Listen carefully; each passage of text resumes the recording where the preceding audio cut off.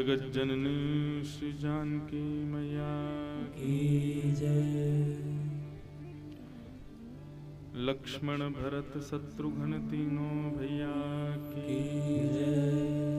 अनंत बलवंत श्री हनुमान जी महाराज की जय। गोस्वामी श्री तुलसीदास जी महाराज की जय। चक्रवर्ती सम्राट श्री दशरथ जी महाराज की जय। कौशल्या के कई सुमित्रा मैया की जय। श्री अयोध्या धाम की जय। सरयू मैया की जय। देवादिदेव महादेव श्री सोमनाथ भगवान की जय। देवादिदेव महादेव श्री विश्वनाथ भगवान की जय। सब संतन की जय। सब भक्तन की जय। सब विप्रन की जय। जय जय श्री सीताराम।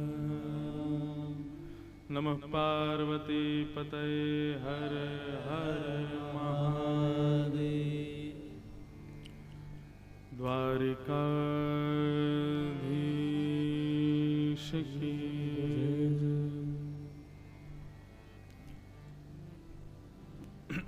हरिशरणम।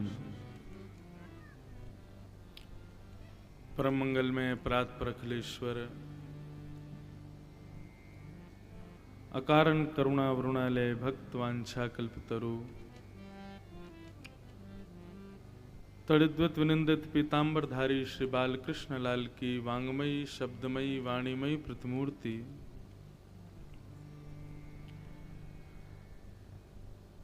श्रीमद् भागवत जी की परम कृपा से ही ये राम कथा गाने का सुअवसर प्राप्त हो रहा है। सोमनाथ की भूमि पर जो मंगलमयी श्री राम चर्चामृत राघव रसामृत हम आप सब लोग श्रवण कर रहे हैं, विश्वास मानिए प्रथम बार ये वाचन श्री राम जी के मंगल भाव का जो कर पा रहे हैं। अभी तक हमने रामायण गुरुमुख भी नहीं की है, अभी तक गुरु आश्रय में रहकर के अध्ययन भी नहीं किया। ये बात कल हमारे अयोध्या के परम पूजनीय श्री जगत गुरु रामानुज प्रपन्नाचार्य श्री राघवाचार्य जी महाराज से जब मैंने कही कि महाराज जी अभी तक गुरुमुख नहीं हुए और हम श्री राघव चर्चा कर रहे हैं, तो उन्होंने बहुत सुंदर बात कही। बोले कि आप ऐसा मत मानिए कि आप गुरुमुख नहीं हुए हैं।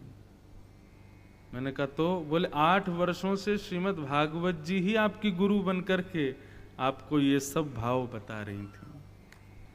आपकी गुरु भागवती हैं, जो 8 वर्षों तक आपने व्यासपीठ पर बैठ कर के भागवत की चर्चा सुनाई, उसको सुनाने का ये प्रभाव है कि आज आप राम कथा इतनी सहजता से बोल पा रहे हो। बोले तो आप इस बात को अस्वीकार कीजिए कि आपके गुरु मुख नहीं हुई है। बोले भागवत ने आपको गुरुमुख किया है। तो ऐसी भागवत जी की कृपा से हम राम कथा कुछ कह पा रहे हैं, सुना पा रहे हैं, ये ठाकुर जी की बड़ी कृपा है। देवादिदेव महादेव श्री सोमनाथ भगवान के मंगल आश्रय में आश्रित होकर के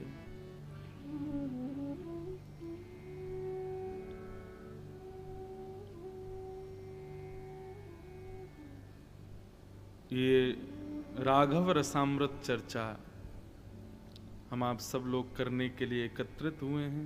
ये कृपा है नाथ के। अब कह सकते हैं 3 दिन और शेष, आज कल और परसों।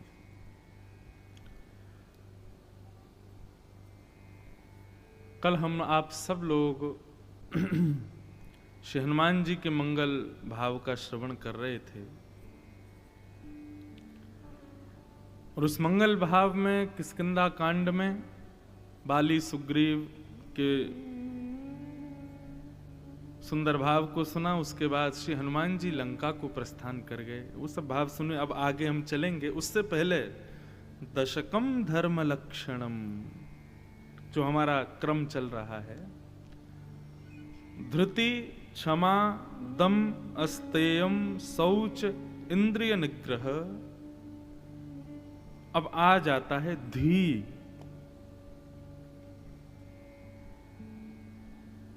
धी, धी का भाव है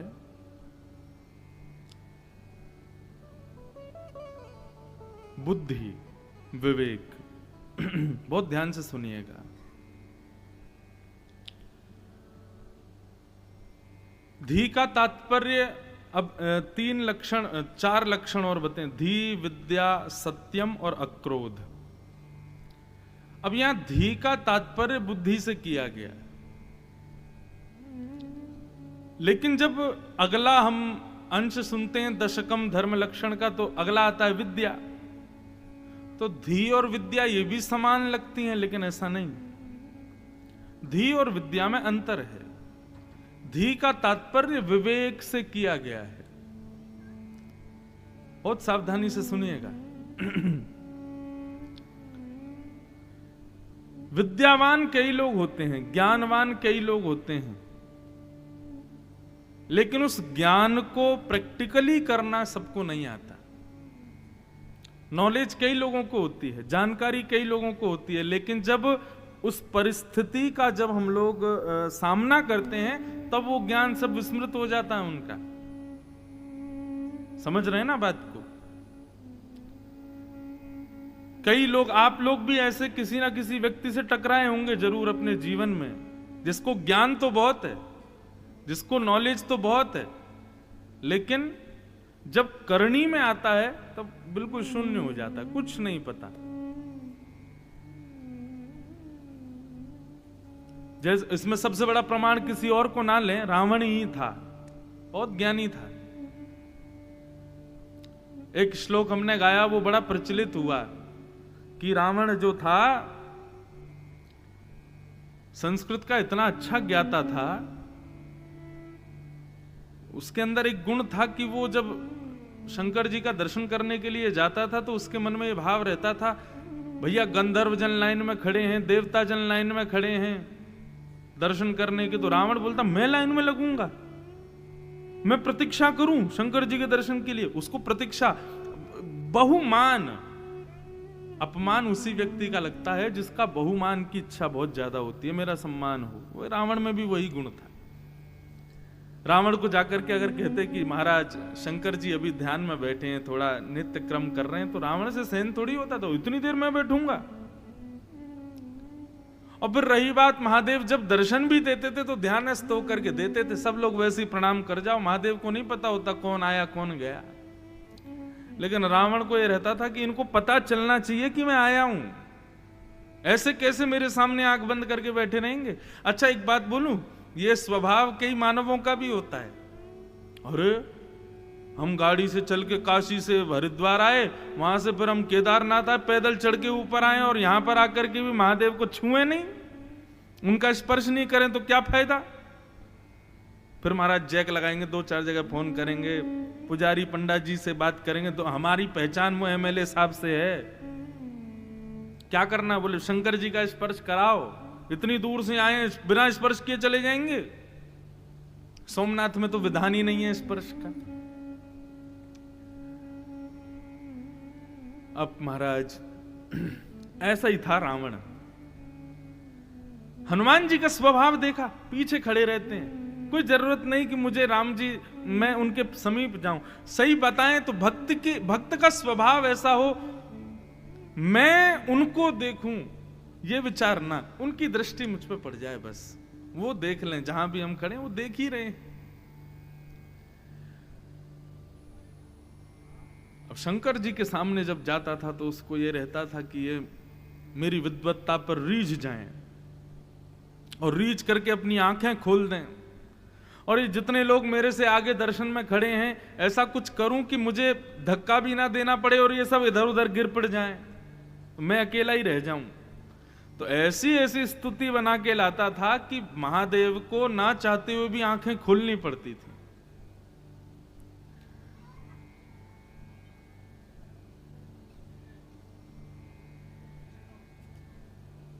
जैसे प्रसिद्ध है शिव तांडव स्तोत्र आदि का, हम सब लोग पाठ करते हैं। शिव तांडव स्तोत्र का पाठ होता है तो पता चल ही जाता है कि जरूर शंकर जी के सामने रावण नहीं गाया होगा।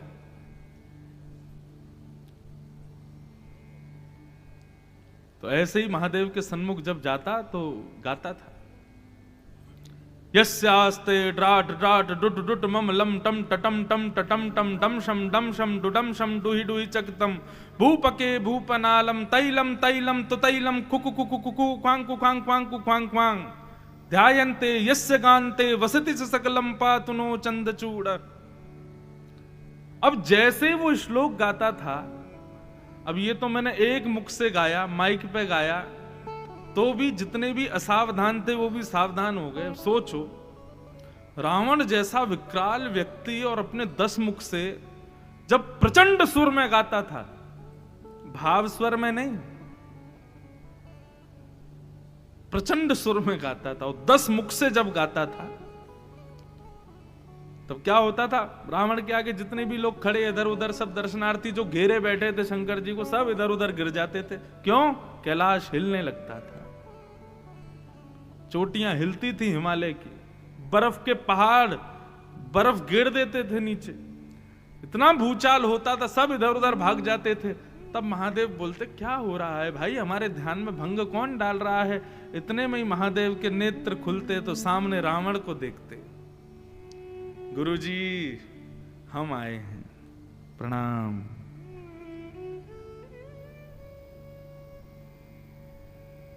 सीधे सीधे केवल सर झुका के मैं चला जाऊं, इसमें मेरी योग्यता थोड़ी।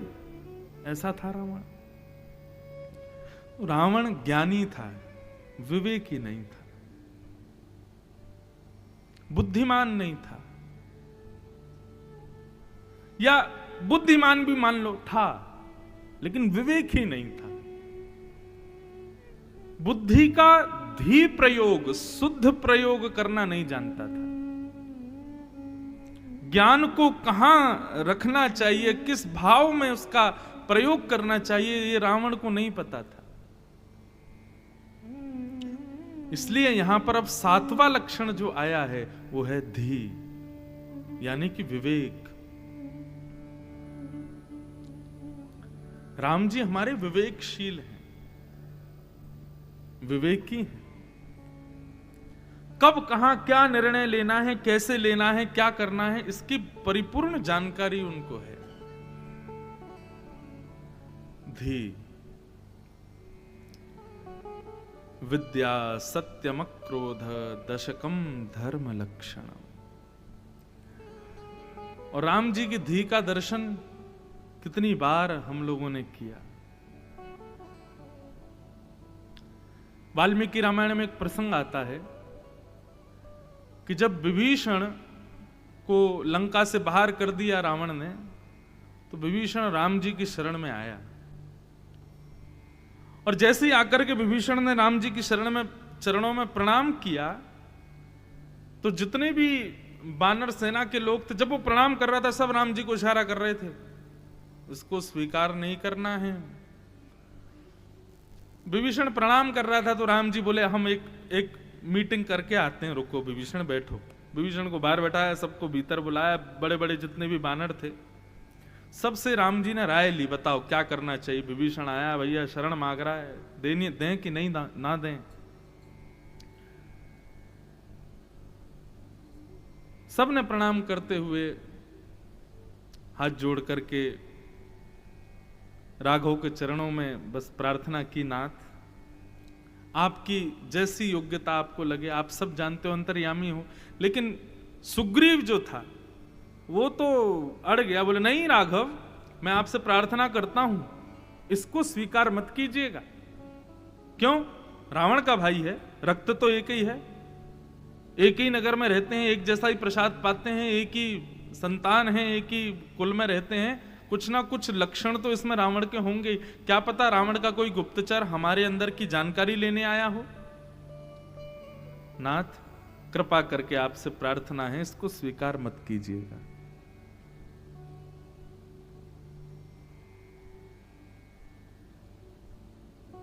राम जी बोले ठीक है, जैसा सबका मत। सबकी बात मान करके राम जी बाहर आए और बाहर आकर के विभीषण जो नीचे बैठा हुआ था, सब देख रहे हैं। सुग्रीव को ये लग रहा था कि अभी मेरी बात मान जाएंगे और विभीषण से कहेंगे जाओ वापस चले जाओ। लेकिन जैसे ही राम जी बाहर आए, बाहर आकर के सुग्रीव की ओर देख करके मुस्काए और जाकर के सुग्रीव को दोनों भुजाओं से उठाया और अपने हृदय से लगा लिया। बोले हमने तुमको स्वीकार किया, अब तुम हमारे संग ही रहोगे। जैसे ही यहां पर विभीषण को स्वीकार किया, पीछे बैठा सुग्रीव तिल मिलाने लगा। वहां तो कुछ नहीं बोला, लेकिन थोड़ी दूर जाकर के और सब बानरों के बीच में, बानर राज था, सब बानर सेना थी सुग्रीव की, बानरों के बीच में जाकर के कहने लगा अब ये खोज के दिखा दें सीता जी को। मेरी बात नहीं मानी इन्होंने। अरे जब मेरी बात माननी नहीं थी तो सबके सामने पूछा क्यों मुझसे? अपने मन की करनी थी जब राम जी को, तो सबके सामने क्यों पूछ रहे थे कि हे सुग्रीव बताओ हम क्या करें? और यदि मैंने बताया तो फिर माना क्यों नहीं? जब अपने मन की करनी है तो मुझसे क्यों कह रहे हैं? अब ये अकेले ढूंढ के दिखा दें सीता जी को, मैं तो अब सहायता करूंगा नहीं। इस प्रकार से सुग्रीव वचन बोलने लगा। राम जी बोले बीमार हो गया सुग्रीव, बुलाओ तो जरा। हनुमान जी गए, महाराज जी राघव बुला रहे हैं। सुग्रीव आया, आकर के नीचे नजर करके बैठा था, कुछ बोल नहीं रहा था, बस नाक कान फूले हुए थे। राम जी बोले कहो सुग्रीव क्या कह रहे थे? नहीं कुछ नहीं, नहीं नहीं हमको कुछ सुनाई दिया, आप बानरों से जाकर के कुछ कह रहे थे। नहीं नहीं अब राम जी का स्वरूप इतना गंभीर है कि उनके सामने बोल नहीं पाते अच्छे अच्छे। सुग्रीव नीचे नजर करके बस बैठा था। राघव ने तब एक बार रामायण में वाल्मीकि जी में ऐसा कहा, मानो जैसे परब्रह्म बोल रहा। सुग्रीव लक्ष्मण जी को देखना जरा। सुग्रीव जी लक्ष्मण जी को देखने लगे। बोले लक्ष्मण जितनी देर में अपनी आंखों की पलक झपकाता है ना, इससे भी कम क्षण में एक नहीं असंख्य रावण आ जाएं, उनको यहीं बैठा बैठा मार दूंगा मैं। मुझे जरूरत नहीं है लंका जाकर के रावण को मारने की। और रही बात मारने की, मेरी इच्छा ना हो तो रावण जैसों का जन्म ही नहीं होगा। सुग्रीव ये सब केवल मानवों को शिक्षा देने के लिए एक लीला रची जा रही है, और तुम अभिमान कर रहे हो कि तुम्हारे बिना हम सीता जी को लेकर के नहीं आएंगे। और मानो कि सुग्रीव आत्मग्लानि करने लगा, नीचे नजर करके बैठा था। जैसे ही उसने सन्मुख नजर उठा करके देखा तो उसको एक क्षण के लिए ऐसा लगा मानो जानकी जी राम जी के साथ ही बैठी हैं वहीं पर। तब सुग्रीव का हृदय का अहंकार टूटा, चरणों में सिर रख दिया, क्षमा मांगने लगा। नहीं नहीं नाथ मुझे क्षमा कर दीजिए, बिल्कुल मैं अज्ञानवश ये सब बोल दिया। आप इस प्रकार का विचार मत करो, क्षमा मांग रहा हूं भगवान आपके चरणों से। ठाकुर जी ने उठा करके सुग्रीव को हृदय से लगाया। बोले अभिमान मत करना, और हम कुछ भी करें उस पर संशय मत करना।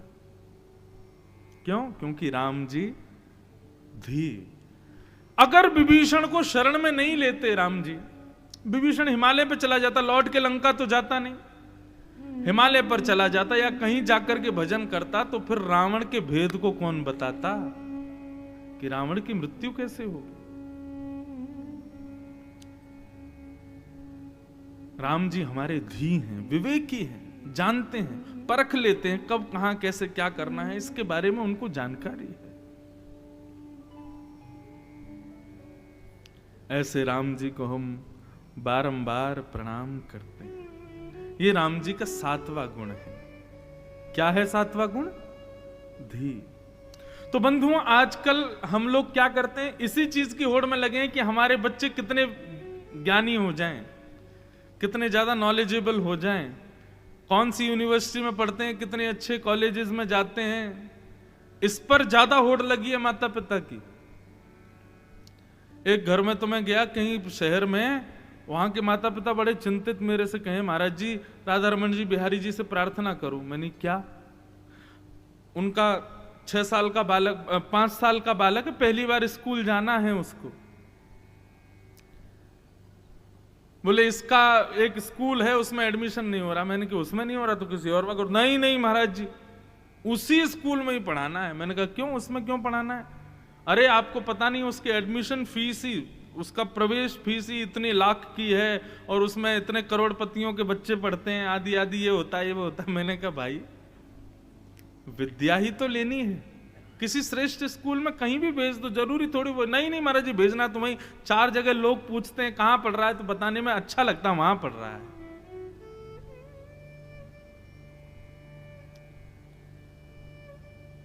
आजकल बड़े लोग बच्चों को अच्छे और पॉपुलर स्कूल कॉलेजेस में भेजने की होड़ में रहते हैं, लेकिन कथाओं में बच्चों से तुम घर ही रहो, कहा करोगे कथा में जाके? तुम यहीं रहो, वहां जाके क्या सुनोगे तुम कथा में?